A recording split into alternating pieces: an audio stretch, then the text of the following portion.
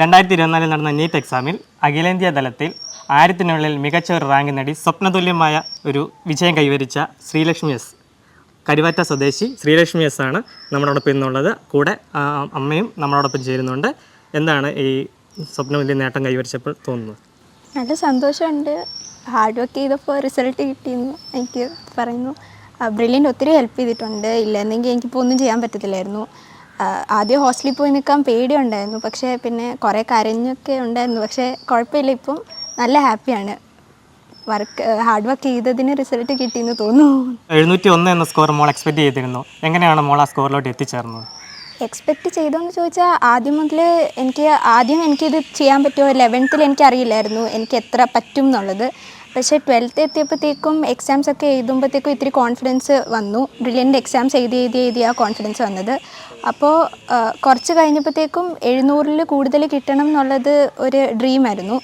അപ്പോൾ എക്സാം കഴിഞ്ഞിട്ട് 700-ൽ കൂടുതൽ കിട്ടുമെന്ന് പറഞ്ഞപ്പോൾ എനിക്ക് വളരെ സന്തോഷമായി. അതായിരുന്നു എൻ്റെ ഡ്രീം എന്നുള്ളത്. അപ്പോൾ ആദ്യം 706 ആയിരുന്നു, പിന്നെ ഒരു ഫിസിക്സിൻ്റെ ക്വസ്റ്റ്യൻ പോയപ്പോഴാണ് 701 ആയത്. എന്നാലും 700 അബോവ് കിട്ടിയതിൽ ഭയങ്കര സന്തോഷമുണ്ട്. 701-ലേക്ക് എത്താൻ വേണ്ടിയിട്ട് ഞാൻ പഠിച്ച രീതി എന്ന് പറയുകയാണെങ്കിൽ കണ്ടിന്യൂസ് റിവിഷൻ ആയിരുന്നു. ലാസ്റ്റ് 12th കഴിഞ്ഞിട്ട് ബോർഡ് എക്സാം കഴിഞ്ഞിട്ടുള്ള സമയമായിരുന്നു ഭയങ്കരമായിട്ട് പഠിക്കേണ്ട സമയം.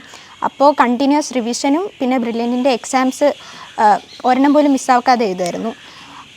ഓരോ എക്സാം കഴിഞ്ഞിട്ട് അതിൻ്റെ കറക്ഷൻസ് ചെയ്യണമായിരുന്നു, അതിന് നല്ല ഇമ്പോർട്ടൻസ് കൊടുത്തായിരുന്നു.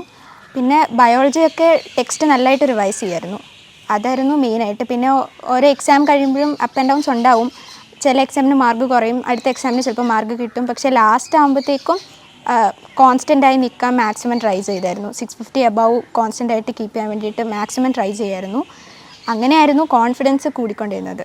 എക്സാം എഴുതിയായിരുന്നു കോൺഫിഡൻസ് കൂടിക്കൊണ്ടിരുന്നത്. അങ്ങനെ ലാസ്റ്റ് 700 അബവ് കിട്ടിയപ്പോൾ ഭയങ്കര ഹാപ്പിയാണ്. ചില കുട്ടികൾ പറയുന്ന ഫിസിക്സ് ആണ് അവർക്ക് പാട്, ചിലർ പറയുന്ന കെമിസ്ട്രി ആണ്. പക്ഷേ മോൾക്ക് ഏതാണ് പാടായിട്ട് തോന്നിയത്? അല്ലെങ്കിൽ മോൾ എങ്ങനെയാണ് അതിനെ ഓവർകം ചെയ്ത് നിലയിലോട്ട് എത്തിച്ചേർന്നത്? എനിക്ക് പാടായിട്ടുള്ളത് കെമിസ്ട്രിയിൽ ഇനോർഗാനിക് കെമിസ്ട്രി പാടായിരുന്നു. ഒത്തിരി കാണാതെ പഠിക്കാനുണ്ട്. ബയോളജിയിലെ കാണാതെ പഠിക്കാനുള്ള കുറേ സാധനങ്ങൾ എനിക്ക് പാടായിരുന്നു. ഈ വട്ടം പോർഷൻസ് കുറേ കട്ട് ചെയ്തു, അപ്പം അത് കുറേ ഒഴിവാക്കി. പക്ഷേ ബാക്കിയുള്ളതിൽ മെമ്മറൈസ് ചെയ്യേണ്ട കാര്യങ്ങൾ ഞാൻ ഷോർട്ട് നോട്ട്സിനകത്തിൽ ചെറിയ നോട്ട്സിൽ എഴുതി എൻ്റെ വാൾസിൽ ഒട്ടിക്കായിരുന്നു. അവിടെ ഹോസ്റ്റലിൽ നിറച്ചുണ്ടായിരുന്നു. പിന്നെ അപ്പം ലെഷർ ടൈമിലൊക്കെ അത് വായിച്ചുകൊണ്ടിരിക്കുകയായിരുന്നു. അങ്ങനെ ലാസ്റ്റ് എത്തിയപ്പോഴത്തേക്കും ഡെയിലി ഓൾമോസ്റ്റ് ഇത് വായിക്കാൻ തുടങ്ങി. അപ്പം അത് സ്ട്രോങ് പോയിൻറ്റ്സ് ആവാൻ തുടങ്ങി. പിന്നെ പെട്ടെന്ന് അത് എഴുതാൻ പറ്റി, കാണുമ്പോഴേ എഴുതാൻ പറ്റി. അങ്ങനെയായിരുന്നു എനിക്ക് കാണാതെ പഠിക്കാനുള്ളതെല്ലാം അങ്ങനെയായിരുന്നു ചെയ്യുന്നത്. നമുക്കറിയാമല്ലോ, ബ്രില്യൻറ്റിൻ്റെ മോഡൽ എക്സാമാണ് കുട്ടികളെ ഏറ്റവും കൂടുതൽ തുണ ചെയ്യുന്നത്, അവരുടെ മാർക്ക് ഉയർത്താൻ വേണ്ടി. അപ്പം മോൾക്ക് ഈ മോഡൽ എക്സാമിന് മാർക്ക് കുറഞ്ഞൊരു സാഹചര്യം ഉണ്ടായിട്ടുണ്ടോ? ഉണ്ടായിട്ടുണ്ട്. ആദ്യം 11th കഴിഞ്ഞ് 12th തുടങ്ങുന്ന സമയത്ത് എനിക്ക് നല്ല ഹാർഡായിരുന്നു. അപ്പം നടക്കുന്ന മോഡൽ എക്സാംസിന് എനിക്ക് മാർക്ക് കുറയായിരുന്നു. 500 സംതിങ് വന്നിട്ടുണ്ട്. അപ്പോഴൊക്കെ കരയുമായിരുന്നു, നല്ല വിഷമം ഉണ്ടായിരുന്നു. പക്ഷെ പിന്നെയും മുന്നോട്ട് പൊയ്ക്കൊണ്ടിരുന്നു. അതൊന്നും നോക്കാതെ മുമ്പോട്ട് തന്നെ പഠിച്ചു പൊയ്ക്കൊണ്ടിരുന്നു. ലാസ്റ്റ് 12th കഴിയുമ്പോഴത്തേക്കും സമയം കിട്ടും എന്നൊരു വിശ്വാസം ഉണ്ടായിരുന്നു. അപ്പോഴാണ് ശരിക്കും റിപ്പീറ്റേഴ്സ് മോഡലും ഞങ്ങളുടെ റിവിഷൻ മോഡലും പോർഷൻ കട്ട് ചെയ്തപ്പോഴത്തേക്കും വീണ്ടും അവർ റിവിഷൻ മോഡൽ ആദ്യം മുതൽ ഇട്ടായിരുന്നു. അപ്പോൾ ഞങ്ങൾ കുറേ എക്സാംസ് എഴുതി, ഷെഡ്യൂൾ ചെയ്തതിനേക്കാളും എക്സാം എഴുതി. അതായിരുന്നു സത്യം പറഞ്ഞാൽ ഏറ്റവും ഹെൽപ്പ് ചെയ്തത്. അങ്ങനെ ലാസ്റ്റ് ആയപ്പോഴത്തേക്കും നല്ല മാർക്ക് കിട്ടാൻ തുടങ്ങി. പക്ഷേ ആദ്യമൊക്കെ നല്ല ബാക്കിലായിരുന്നു. അപ്പോൾ എനിക്ക് തന്നെ ഡൗട്ടായിരുന്നു, എന്നെക്കൊണ്ട് പറ്റുമോ എന്ന് തന്നെ ഡൗട്ടായിരുന്നു. പക്ഷേ പിന്നെ പറ്റുമെന്ന് മനസ്സിലായി. അങ്ങനെ ചെയ്തുകൊണ്ടിരുന്നു. ഇപ്പോൾ ഈ 500-ൽ നിന്ന് 701 എന്ന് പറയുന്നൊരു വലിയ യാത്രയുണ്ടല്ലോ. ആ യാത്രയിൽ നമ്മളിങ്ങനെ വന്നുകൊണ്ടിരിക്കുന്ന സമയത്ത് ഇപ്പോൾ വരാൻ പോകുന്ന കുട്ടികൾക്ക് നമ്മൾ എന്താണ് അവർക്കൊരു മെസ്സേജ് കൊടുക്കാൻ പറ്റുക? എനിക്ക് പറയാനുള്ളത് കൺസിസ്റ്റൻസിയാണ്. അപ്പം പഠിച്ചുകൊണ്ടേ ഇരിക്കുക, മാർക്കും അതൊന്നും നോക്കണ്ട, ആരെന്ത് പറയുന്നു അതൊന്നും നോക്കണ്ട, നമ്മളുടെ മാക്സിമം ട്രൈ ചെയ്യുക. എപ്പോഴും പോർഷൻ നമുക്ക് ക്ലിയർ ആവാൻ നോക്കുക. മാർക്കിനേക്കാൾ ഉപരി എല്ലാ ചാപ്റ്ററിൻ്റെ എല്ലാ കൺസെപ്റ്റും എനിക്ക് ക്വസ്റ്റ്യൻ ചെയ്യാൻ പറ്റുന്നുണ്ടെന്ന് മനസ്സിലാക്കുക. അങ്ങനെ ക്വസ്റ്റ്യൻ ചെയ്തുകൊണ്ടിരിക്കുക. ലാസ്റ്റ് എത്തുമ്പോൾ കിട്ടും. നമുക്ക് ശ്രീലക്ഷ്മി എസിൻ്റെ കൂടെ നമ്മുടെ താങ്ങും തണലായിട്ട് നിന്ന ശ്രീലക്ഷ്മിയുടെ അമ്മ നമ്മുടെ കൂടെ ഒപ്പം ഉണ്ട്. 701 എന്ന ഈ സ്വപ്നതുല്യമായി ഈ മാർക്ക് നേടി 952 റാങ്ക് നേടി ഇങ്ങനെ ഒരു അവസ്ഥയിൽ നിൽക്കുമ്പോൾ അമ്മയ്ക്ക് എന്താണ് പ്രൗഡായിട്ട് നമ്മുടെ ഈ മോളെക്കുറിച്ച് പറയാൻ പറ്റുക? എന്നെ സംബന്ധിച്ച് പറഞ്ഞാൽ ഞാനൊരു സർവീസ് സഹകരണ ബാങ്കിലാണ് ജോലി ചെയ്യുന്നത്. അപ്പോൾ എന്നെ സംബന്ധിച്ച് ഒരു സഹകരണ മന്ത്രി ഒരു ഫംഗ്ഷനിൽ പങ്കെടുക്കുക എന്നുള്ള പറയുന്നത് എന്നെ സംബന്ധിച്ച് വളരെ ഇമ്പോർട്ടൻ്റ് ആയിട്ടുള്ളൊരു കാര്യമാണ്. ജെഇ മെയിൻ ഇവളുടെ സമ്മാനം ദാനത്തിൻ്റെ സമയത്ത് ഞാനവിടെ ചെല്ലുമ്പോൾ സഹകരണ മന്ത്രിയാണ് സമ്മാനദാനം നൽകുന്നതായിട്ട് കണ്ടത്. അദ്ദേഹം വേദിയിൽ നിൽക്കുന്ന കണ്ടപ്പോൾ തന്നെ നമുക്കൊത്തിരി പ്രൗഡായിട്ട് തോന്നിയൊരു മൊമെൻ്റാണ് എന്നെ സംബന്ധിച്ച്. പിന്നെ ഇവളെ സംബന്ധിച്ച് പറഞ്ഞാൽ ചെറുപ്പത്തിലേ മുതലുള്ളൊരു ആഗ്രഹമാണ് ഡോക്ടർ എന്ന് പറയുന്നൊരു ആഗ്രഹം. ഒരു ഇമോജ് ഉണ്ടാക്കി വെച്ചിട്ടുണ്ട് ഇവളുടെ തന്നെ ഒരു ഡോക്ടർ എന്നുള്ള ഒരു സങ്കല്പത്തിൽ. അതുകൊണ്ട് അമൃതയിലെ ടീച്ചേഴ്സൊക്കെ പറയും ഇടയ്ക്ക് അത് മാറ്റുമ്പോൾ എന്താ സ്വപ്നം മാറിയോ എന്ന് ചോദിക്കാറുണ്ട്. ഇപ്പം നീറ്റിൻ്റെ ഈ വിഷയം വന്ന സമയത്തെന്ന് പറഞ്ഞാൽ വളരെ മാനസികമായിട്ട് ഇവൾ മാത്രമല്ല ഞാനും ഒത്തിരി ബുദ്ധിമുട്ടിയ ഒരു സാഹചര്യമാണ്. കാരണം വളരെ ഒരു കഷ്ടപ്പെട്ട് നമ്മൾ അവളെ കൊണ്ടുവന്ന് ഹോസ്റ്റലിൽ ചേർത്ത് ആദ്യമായിട്ട് മാറി നിൽക്കുക. അവൾ അമൃത വിദ്യാലയത്തിലാണ് പഠിച്ചത്, ഹരിപ്പാട്. ആ സ്കൂളിനും പ്രൗഡായിരുന്നു അവളെ സംബന്ധിച്ച്. കാരണം 10ാം ക്ലാസ്സിൽ നാഷണൽ ലെവൽ 4th റാങ്ക് കിട്ടിയവൾക്ക്. അതിനുശേഷം അത് അവളെ സംബന്ധിച്ച് നല്ലൊരു വിജയമായിരുന്നു. അത് കഴിഞ്ഞ് TC തരാൻ തന്നെ ഇച്ചിരി ബുദ്ധിമുട്ടായിരുന്നു. അവരുടെ ഒരു റാങ്ക് പോകുന്നതിൻ്റെതായിട്ടൊരു ബുദ്ധിമുട്ട് ആ സ്കൂളിനും ഉണ്ടായിരുന്നു.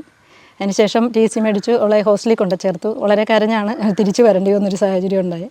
അതിനുശേഷം മോനെ ഇതുപോലെ തന്നെ ബ്രില്യൻറ്റിനാണ് വിട്ടത്. അതുകൊണ്ട് ആ ബ്രില്യൻറ്റിൻ്റെ വിശേഷം എത്രത്തോളം കുട്ടികളെ അത് ഹെൽപ്പ് ചെയ്യുമെന്നും എത്രത്തോളം ബൂസ്റ്റപ്പ് ചെയ്യുമെന്നും എത്രത്തോളം കുട്ടികളുടെ കഴിവിനെ വികസിപ്പിക്കാൻ ബ്രില്യൻറ്റിന് സാധിക്കുമെന്നും എന്നെ സംബന്ധിച്ച് ഞാനത് മനസ്സിലാക്കിയത് കൊണ്ട് തന്നെയാണ് ഞാൻ മോളെ അവിടെ കൊണ്ട് ചേർക്കാനിടയായത്. എൻ്റെ മോനും അവിടെ തന്നെ പഠിച്ചത്.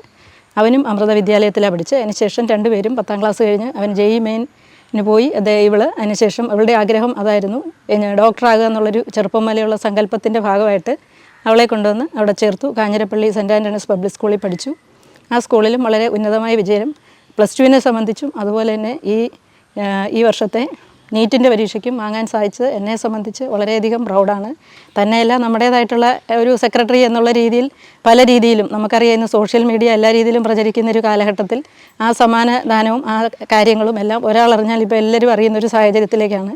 ഒത്തിരി പേര് പ്രൗഡായിട്ട് പറയും നമ്മളെവിടെ പഠിച്ചത്, ബ്രില്യൻറ്റിലാണ് പഠിച്ചത്. അപ്പോൾ ആ ബ്രില്യൻറ്റിന് തന്നെയാണ് എൻ്റെ അഭിമാനം എന്നാണ് എന്നെ സംബന്ധിച്ച് പറയാനുള്ളത്. അമ്മ എന്ന നിലയിൽ അമ്മ ബ്രില്യൻറ്റിൻ്റെ അനുഭവങ്ങൾ മോളെക്കുറിച്ച് വളരെ വാദോരാതെ സംസാരിക്കുന്നത് കേട്ടു. അപ്പം മോൾക്ക് എന്താണ് ബ്രില്യൻറ്റിൻ്റെതായിട്ടുള്ള അനുഭവങ്ങൾ പറയാനുള്ളത്? ഫെസിലിറ്റീസ്, നമ്മുടെ ക്യാമ്പസിനെ കുറിച്ചൊക്കെ എന്താണ് പറയാനുള്ളത്? ഞാൻ ഹോസ്റ്റലിൽ നിന്നാണ് പഠിച്ചത്. അപ്പോൾ ഡൗട്ട്സ് ചോദിക്കാൻ നല്ല പാടായിരിക്കും. പക്ഷേ ഇവിടെ അതല്ലായിരുന്നു. ടാബിൽ തന്നെ നമുക്ക് ഡൗട്ട്സ് ചോദിക്കായിരുന്നു.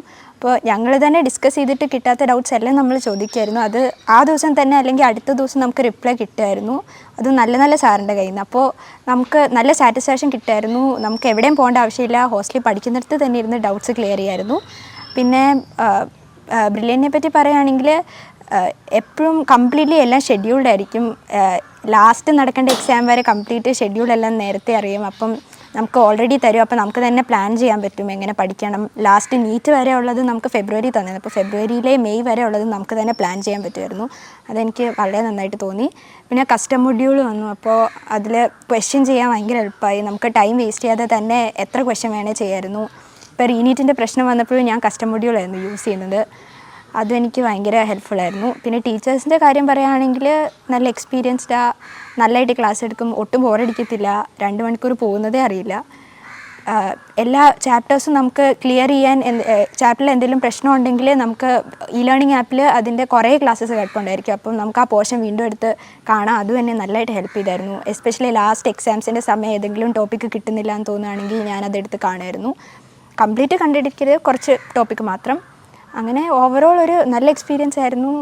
എന്നെ നന്നായിട്ട് സപ്പോർട്ട് ചെയ്തായിരുന്നു. Thank you. നീറ്റിൻ്റെ ടെൻഷൻ അടിച്ചൊരു ടൈമിൽ നിന്ന് ഇപ്പം വിജയത്തിൻ്റെ ഏറ്റവും ഉന്നതിയിൽ നിൽക്കുന്നൊരു സമയമാണല്ലോ. ഇപ്പോൾ ഈ ബാക്കിലോട്ട് തിരിഞ്ഞു നോക്കുമ്പോൾ മോൾക്ക് തോന്നുന്ന അവസ്ഥയെക്കുറിച്ചൊന്ന് പറയാൻ പറ്റുമോ? നീറ്റ് സമയത്ത് നല്ല ടെൻഷനായിരുന്നു. ഇൻറ്റൻസ് ടെൻഷനായിരുന്നു. നീറ്റ് എക്സാം എഴുതുമ്പോഴും ടെൻഷനായിരുന്നു. സത്യം പറഞ്ഞാൽ എക്സാം എഴുതി കഴിഞ്ഞ് എനിക്കതിനെ വിശ്വസിക്കാൻ പറ്റുന്നില്ലായിരുന്നു. ടെൻഷനെല്ലാം കഴിഞ്ഞു എന്ന്.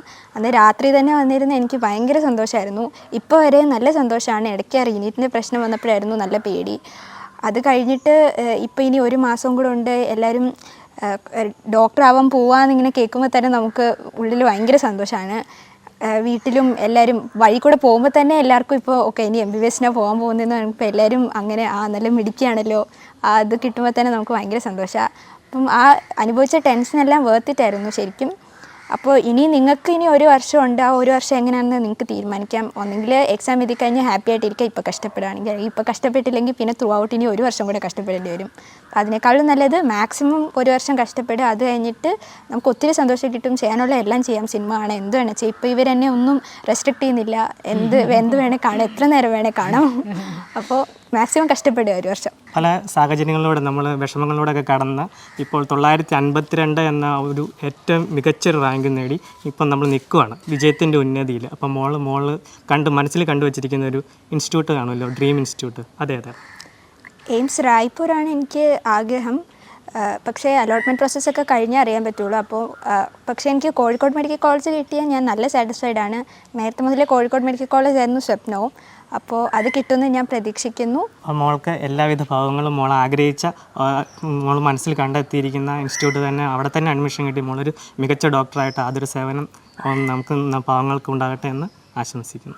എൻട്രൻസ് സംബന്ധമായ വാർത്തകളും അപ്ഡേഷനുകളും ഏറ്റവും വേഗം ആധികാരികമായി അറിയാൻ ബ്രില്യൻറ്റ് സ്റ്റഡി സെന്റർ പാല യൂട്യൂബ് ചാനൽ സബ്സ്ക്രൈബ് ചെയ്യുക. ബെൽ ഐക്കൺ അമർത്തുക. ഈ വീഡിയോ മറ്റ് സുഹൃത്തുക്കളിലേക്കും ഷെയർ ചെയ്ത് നൽകുക.